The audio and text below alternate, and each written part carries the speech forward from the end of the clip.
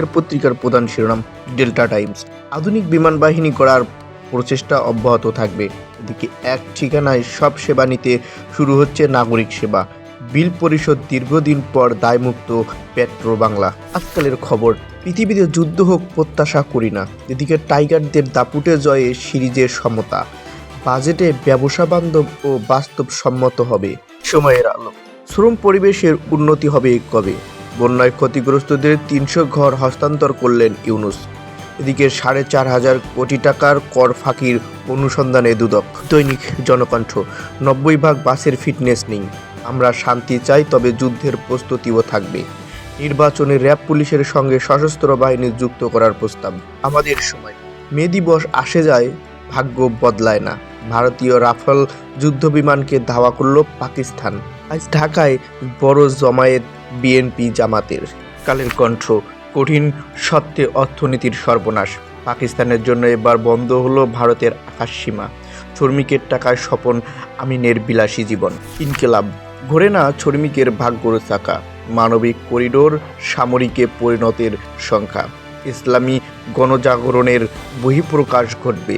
দৈনিক সমকাল, সরকার জাপানের সঙ্গে বিগ বি প্রকল্প নিয়ে এগোচ্ছে। ভারতের আকাশ পাকিস্তানের জন্য বন্ধ।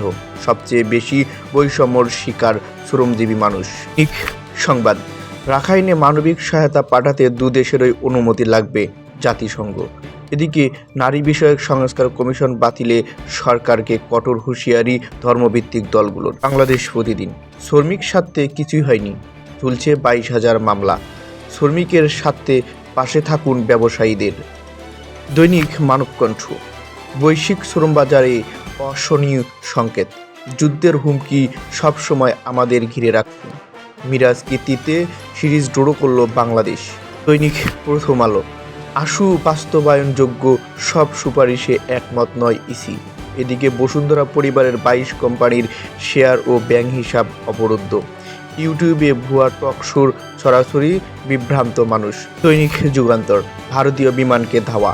এদিকে আদানির ৪,৫০০ কোটি টাকার কর ফাঁকি, গচ্চা যাচ্ছে ৫০০ কোটি টাকা। দৈনিক ইত্তেফাক, রাজপথেও সচিবালয়ে বিক্ষোভ করলে তদন্ত ছাড়াই চাকরি যাবে। এদিকে যুদ্ধের হুমকি যেখানে সর্বদা ঘিরে রাখে, প্রস্তুতি না নেওয়া সেখানে আত্মঘাতী। দেশের জনগণকে নিরাপত্তাহীন না করার আহ্বান বিএনপির। কর অব্যাহতির দিন চলে গেছে, এবার বাস্তবায়নযোগ্য বাজেট দেবে অর্থ উপদেষ্টা।